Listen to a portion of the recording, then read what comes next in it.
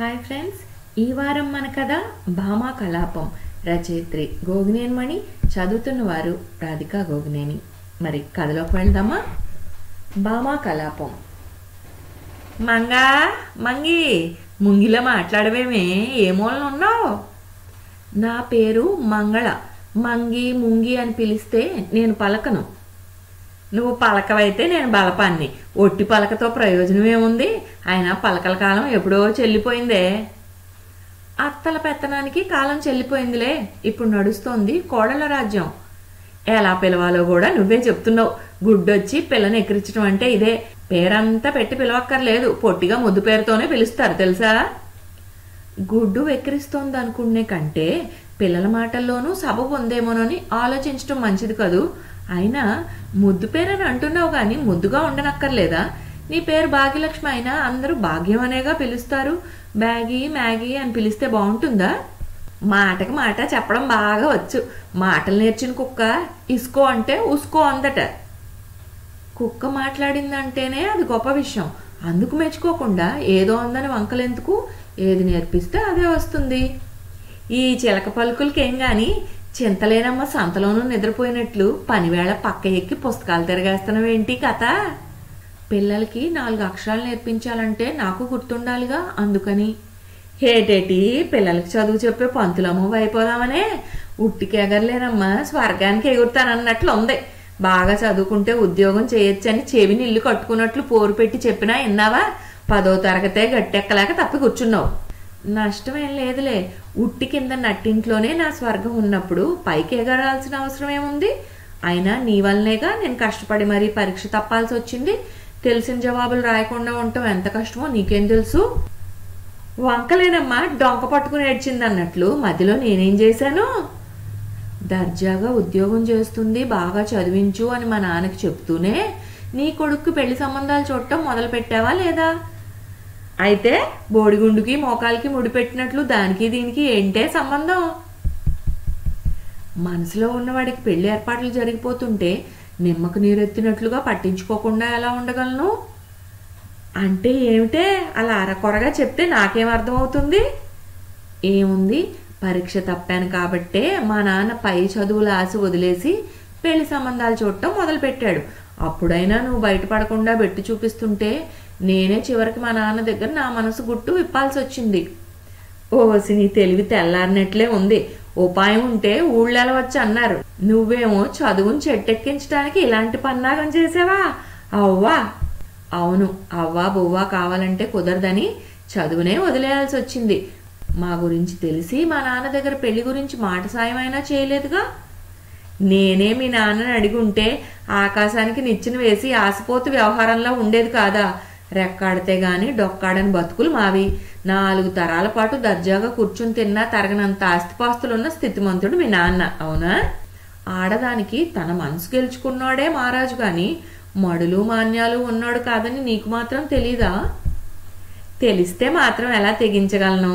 మీ నాన్న నాకు సొంత అన్న కాకపోయినా ఏదో బీరకాయ పీచు బంధుత్వం ఉన్నందునో లేక చిన్నప్పటి నుండి ఒకే ఊర్లో ఉంటున్నామనే మమకారంతోనో గాని సొంత అన్న కంటే మిన్నగా అన్ని అవసరాల్లో కొండంత అండగా నిలబడేవాడు. అలాంటి మీ నాన్నతో వియ్యం అందాలనుకోవటం పుణ్యానికి పెట్టినమ్మను నీ మొగుడితో సమానంగా పెట్టమని అడిగినట్లు ఉండదా? ఏదో చిన్నప్పుడు సావాసంతో మనసు పడ్డావు గాని మా ఇంటిలో ఇమడటం కష్టం అనిపించి మీ పెళ్లికి నేనే అడ్డం పడాలనుకున్నాను కూడా. నిజమా? ఎందుకని? నేను నచ్చలేదా? కాదు, కట్నం మీద కోరిక పుట్టి. మా నాన్న ఇవ్వలేని వాడు కాదు కాబట్టి ఆ మాట నమ్మదగ్గది కాదు. అసలు విషయం చెప్పు. అందచందాల్లో నీ కొడుక్కి సమవుజ్జి కాదనిపించిందేమో, అవునా? మరీ అంత బడాయి పనికిరాదు. ఆ మాట నా నోటనే కాదు, ఈ ఊరు మొత్తం మీద ఎవరు అనలేరు. కయ్యానికైనా వియ్యానికైనా సమాన స్థాయి ఉండాలని పెద్దవాళ్ళు అన్నారా? పొత్తడి బొమ్మ లాంటి నువ్వు దగదగలాడే మొహల్లో ఉండాలి గాని మాలాంటి వాళ్ళ మామూలు కొంపల్లో కాదనిపించింది. అందుకని ఏముంది, మీ నాన్న చెల్లెమ్మ ఉట్టి మీద వెన్న పెట్టుకుని నేతి కోసం ఊరంతా వెతుకుతున్నట్లయింది. నా కూతురు నీ కొడుకునే పెళ్లి చేసుకుంటానంటోంది అని నోరారా నవ్వుతూ అనేసరికి నాకు ఆనందం లోపల నుండి తన్నుకొచ్చినా తమాయించుకున్నాను. చిన్నపిల్ల అమాయకంగా అడిగితే మాత్రం మంచి చెడ్డ వివరించి అలాంటి కోరిక తగదని నచ్చ చెప్పాల్సింది పోయి వెంటనే ఒప్పేసుకోవటం ఏమిటనిపించిందే. నింద నా మీద వేసుకుని ఆ పనేదో నేనే చేద్దామని. నీకున్న ఆస్తిపాస్తులను బట్టి ఒక్కతే కూతురుని కట్నం అడగకుండా గొప్ప గొప్ప సంబంధాలు చాలానే వస్తాయి. నాకేమో కట్నం మీద ఆశ చాలానే ఉంది. నా చేతుల్లో ఇప్పటికిప్పుడే డబ్బు పెట్టే సంబంధం చూసుకుంటాం, మనం ఇయ్యం అందటానికి వీలుండదులే అన్నాను. అలా చెప్పటానికి మనసును కూడగట్టుకోవడానికి ఎంత కష్టపడ్డానో నీకేం తెలుసు? తెలుసులే, ఆ మాట నువ్వు అన్నప్పుడు నాకు కోపం కట్టలు తెంచుకొచ్చేసింది. నీకెలా తెలుసు? మీ నాన్న చెప్పాడా? పెళ్లి మాటలు జరుగుతున్నాయని తెలిసి నేను తలుపు వెనకాలే నిలబడ్డాను. నీ మాటలకి మా నాన్న ఏమాత్రం కోపం తెచ్చుకోకుండా, ఎవరైనా పేద పిల్లలకి కట్నం డబ్బు సర్దుబాటు చేస్తానని మాట ఇచ్చావా అమ్మా అని అడిగాడు కదూ. అదేంటని నువ్వు ఆశ్చర్యపోతుంటే నీకు డబ్బాస్ ఉందంటే నేను ఎలా నమ్ముతానమ్మా? నీ సంగతి నాకు తెలియకపోతే కదా అన్నాడు. అంతేగా? అవును అంతేనే. చల్లగాలి తగలగానే నల్లమబ్బు కరిగి కురిసినట్లుగా ఆ మాటకి నా మనసు కదిలిపోయింది. కన్నీళ్లు కాల్వలు కట్టాయి. మా నాన్న చేతులు పట్టుకుని, ఎంత గొప్ప మనసు అన్నయ్యా నీది అంటూ నువ్వు వలవలా ఏడిస్తే ఇంత మంచి అత్తనెంతలా అపార్థం చేసుకున్నాను అని లోలోన నేను కన్నీళ్లు కార్చాను. నీకు తెలుసో లేదో కానీ మా నాన్న చాలా తెలివిగలాడు కూడానత్త. ఆ తర్వాత నేను మా నాన్నతో ఆస్తిపాస్తుల అంతరం లెక్కేసి కాదంటావేమోనని భయపడ్డాను నాన్న అంటే ఏమన్నాడో తెలుసా? పెద్దవాళ్ళు ఇచ్చిన సంపద సమర్థత లేకపోతే కరిగిపోవడానికి ఎంతో కాలం పట్టకపోవచ్చును కానీ కష్టపడే తత్వం ఉన్నాడు స్వశక్తితోనే ఎదగలడని నాకు నమ్మకం ఉంది. బావని ఎంత బాగా అంచనా వేశాడో చూసావా? అవును, హలంలోనే ఐశ్వర్యం ఉందంటారు.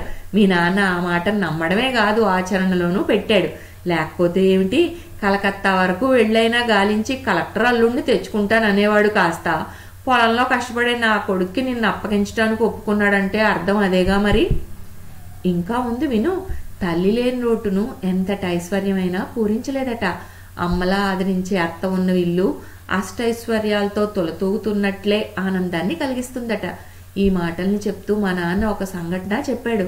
నా చిన్నప్పుడు నువ్వు నన్ను ఎత్తుకుని నాకంటే ఏడాది చిన్నదైన కన్న కూతురు చిన్నిని చేయి పట్టుకుని నడిపిస్తూ తిరణాల్లో తిరుగుతుంటే చూసిన మా నాన్న ఇదేంటని అడిగితే తల్లి లేని పిల్ల అని మక్కువ ఎక్కువేమో తెలీదు, చూసిన వెంటనే దగ్గరికి తీసుకుని చంకనేసుకోవటం అలవాటైపోయిందని నవ్వుతూ జవాబు చెప్పేవట. నీదంత మంచి మనసనే కాబోలు మా నాన్న నన్ను ఈ ఇంటి కోడలిగా పంపించడానికి ఆనందంగా ఒప్పుకున్నాడు. మంచితనాన్ని గుర్తించటం గౌరవించటం మీ నాన్న లాంటి గొప్ప మనసున్న వాళ్ళకే సాధ్యపడుతుంది, అంతే కదూ? బాగుంది సంబరం. మీ అన్న చెల్లెళ్ళు ఇద్దరికిద్దరు బాగానే సరిపోయారు. గొప్ప మనసు మంచితనం అంటూ ఒకరినొకరు బాగానే డప్పు కొట్టుకుంటున్నారు. తమ నలుపెరుగని గురువింద గింజల్లా తప్పుల్నే ఎత్తి చూపటం కాకుండా సుగుణాలనే ఎంచి మెచ్చుకోవడం మంచి పనేగా. అయినా మా ఇద్దరు గొప్పతనం ఏముందిలే, అసలు సిసలు ఆణిముత్యాన్ని నువ్వే. ఇది లేదు అది కావాలి అనకుండా ఉన్న దాంట్లోనే సర్దుకుపోగలుగుతున్నావు కాబట్టే సుఖంగా జరిగిపోతుంది. పుణ్యం కొద్దీ పురుషుడు దానం కొద్దీ బిడ్డలనే సామెత ఉంది. కానీ నన్ను అడిగితే నీలాంటి కోడలు ఇంట్లో అడుగు పెట్టిందంటే కోరకుండానే దేవుడు కరుణించి వరం ఇచ్చినట్లు అనుకోవాలి. అవును కదూ? మాటలతోనే మునగ చెట్టు ఎక్కిచ్చేస్తున్నావు కానీ చేతల్లో మాత్రం ఇంట్లో వాళ్ళకంటే నీకు ఊళ్ళో వాళ్ళే ఎక్కువ. అదేంటే అలా అన్నావు? ఆయన వాళ్ళకి ఆకుల్లోనూ కాని వాళ్ళకి కంచాల్లోనూ వడ్డించినట్లుగా నేనేం చేశాను? సంవత్సరం అంతా కట్టిన చీటీల డబ్బు మొన్న చేతికి వచ్చినప్పుడు మన ఇద్దరికి మంచి కోకలు కొంటావా అని నేను అడిగితే కోకలే కాదు అవి పెట్టుకోవడానికి మంచి రకం బీరువా కూడా కొంటానని చెప్పావా లేదా?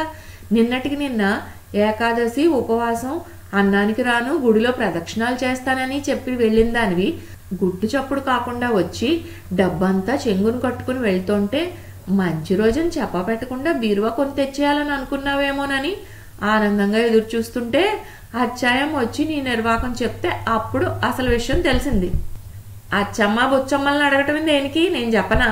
కాలం కర్మం కలిసి రాకపోతే తాడే పామై కరుస్తుందన్నట్లు రోడ్డు దాటుతూ రాంబాబు బోర్లా పడి కాలు విరగ్గొట్టుకోవడం ఏమిటి? ఆపరేషన్ అవసరం రావటం ఏమిటి చెప్పు? హాస్పిటల్ ఖర్చులకి చేతిలో చిల్లి గవ్వైనా లేదని వాడు కళ్ళనీళ్ళు ఎట్టుకుంటుంటే అందరూ మాది అదే గత అన్నట్లు చోద్యం చూస్తూ నిలబడ్డారు కానీ సాయానికి ముందుకు రాలేదు. ఎందుకు వస్తారు? అతగాడి సంగతి అందరికీ తెలియకపోతే కదా. ఎంగిల్ చేత్తో కాకినైనా అదిలించని బాపతేననుకో అయినా సరే నువ్వు మాత్రం సాయానికి ముందు కురికావు. ఎవరో దాయాది పోతే 1 ఎకరం కలిసి వచ్చినందుకే మన దగ్గర ఎంత గీర చూపించాడు. పొలం గట్టు దగ్గర కాలువ నీళ్ళ కోసం తగువ పెట్టుకుని అనవసరంగా నిన్ను ఎన్నెన్ని మాట్లాడినాడో గుర్తులేదా? అలాంటి వాళ్ళకి సంపదలో మరుపులు, ఆపదలో అరుపులు మామూలేలే. మన పద్ధతి అది కాదు కదా. కష్టంలో కన్నీళ్లు పెట్టుకుంటుంటే చిన్నప్పుడు అప్ప అంటూ ఆప్యాయంగా నా వెంట తిరిగే తమ్ముడే కనిపించాడు గాని తగువులాడే రాంబాబు కాదే. పనిచేసే పెద్ద మంచాన పడితే ఆ కుటుంబం గతి ఏమవుతుందో అని అనిపించి ఆ పైన నాకెందుకు వచ్చిన బాధని చెప్పి ఇంట్లో ఉన్న డబ్బుతో వాడి ఆపదకి అడ్డం పడి నేను స్థిమితపడ్డాను. మధ్యలో నీకు బాధ ఏంటి? నాకు అర్థం కాలేదు. దగ్గర డబ్బు పెట్టుకుని అవసరానికి ఆదుకోలేకపోయానే అని లోపల నుండి మనసు గిచ్చి గిల్లి సాధిస్తుంటే బాధ కాక ఇంకేమిటి చెప్పు. ఆ డబ్బు సర్దుబాటు చేసి వచ్చాను కాబట్టే కుదురుగా ప్రశాంతంగా ఉండగలుగుతున్నాను.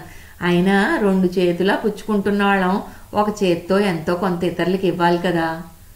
మనం ఎవరి దగ్గర నుండి ఏం పుచ్చుకుంటున్నాం? జన్మనిచ్చిన తల్లిదండ్రుల దగ్గర నుండి మొదలుపెట్టి చెట్టు చేమ గొడ్డు గోదా వరకు ఇలా ఎన్నిటి నుండో రకరకాలుగా ఏదో పుచ్చుకుంటూనే ఉన్నాం. అవునా? అది సరే గాని ఆ పరిస్థితిలో నువ్వైతే ఏం చేసేదానివో చెప్పు. గొంతులో వెలక్కాయ పడ్డట్టు మాట్లాడలేకపోతున్నావే. నాకు తెలుసు నువ్వైనా నేను చేసిందే చేస్తావు. మనమంతా ఒకే తానులోని ముక్కల్లాంటి వాళ్ళం. అవునా? ముంగిలా మాట్లాడమేమే. ముంగి అంటే కోపం కాబోలు పలకను అంటావు. కోపం కాదు. మా నాన్నమ్మ పేరు మంగ అని నాన్న నాకు ఆ పేరు పెట్టబోతుంటే నువ్వే మా నాన్నతో వాదన పెట్టుకుని ఒప్పించి మంగళగా మార్చావని నాకు తెలుసుగా. ఇంగువ తాలింపు కూరకి గుమగుమలు తెచ్చినట్లు మాటలకి సామెత జోడింపు అంతేనట. అందుకే పోట్లాడుతూనైనా నీతో మాటలు కలపటం నాకు ఇష్టం. ఆ ముచ్చట కోసమే ఇలా నీతో, అంతే. నిజమేనే. అయిన వాళ్ళతో మాటామంతి ఉంటేనే మనసుకి కులాస. మంచి చెడ్డ పంచుకుంటేనే బ్రతుక్కి భరోసా. అవును, నువ్వేదో రోజు ఊళ్ళో పెత్తనాలు సాగిస్తుంటావనుకునేదాన్ని కానీ అందరినీ పలకరించి మంచి చెడ్డ చూస్తుంటావని నాకు ఇప్పుడు తెలుస్తోంది. అందుకే కాబోలు ఊళ్ళో వాళ్ళందరూ నిన్ను చూడగానే చేతులెత్తి దండాలు పెడతారు. ఇప్పుడు ఊళ్ళోకి బయలుదేరినట్లున్నావుగా, వచ్చేసరికి ఏ వేళ అవుతుందో కొంచెం పాయసం తిని వెళ్ళిరా. పాయసమా? తోచి తోచనమ్మ తోడుకోడలు పుట్టింటికి వెళ్ళినట్లు పండగ పబ్బము ఏమీ లేనప్పుడు పనిగట్టుకుని పాయసం ఎందుకు చేసావే? మనవల కోసం ఆరాటపడుతున్నావుగా, అది అది ఆ కబురు చెప్పి నీ నోరు తీపి చేద్దామని. నిజమా? ఓసిని ఇల్లు బంగారం గాను. ఇంత మంచి కబుర్ను ముందుగా కదూ చెప్పాలి. నేతికొండను వెనక పెట్టి ఉట్టి చెట్టుని ముందు పెట్టినట్లు ఆఖరణ ఈ కబురు చెప్పేది. నేను ముందుగానే చెప్పాలనుకుని మొదలు పెట్టా. పిల్లలకి శుద్ధులు బుద్ధులు నేర్పించడానికి నీతి కథలు గుర్తు చేసుకుందామని పుస్తకాలు తిరగేస్తున్నానని చెప్పబోతుంటే నువ్వే టీచర్ అమ్మని అవుదాం అనుకుంటున్నావా అని ఆట పట్టించావు. నిజమేనే, నేనే తెలుసుకోలేకపోయా. అమ్మ మంగళ, ఈ కబురు విన్నాక నాకు ఎంత ఆనందంగా ఉందో. ముందు మా అన్న నోరు తీపి చేసి మంచి వార్త చెప్పి వస్తాను. ఆ తర్వాతనే చుట్టుపక్కల వాళ్ళందరికీను. అలాగే, నీ సంగతి తెలుసుగా. నలుగురికి పంచందే ఏది నీ నోటికి రుచించదని. అందుకే గుండిగంత పెద్ద గిన్నె నిండా పాయసం చేసి పెట్టాలే. ఇంతటితో భామా కలాపం కథ సమాప్తం. వచ్చే వారం ఇంకో కథతో కలుద్దాం.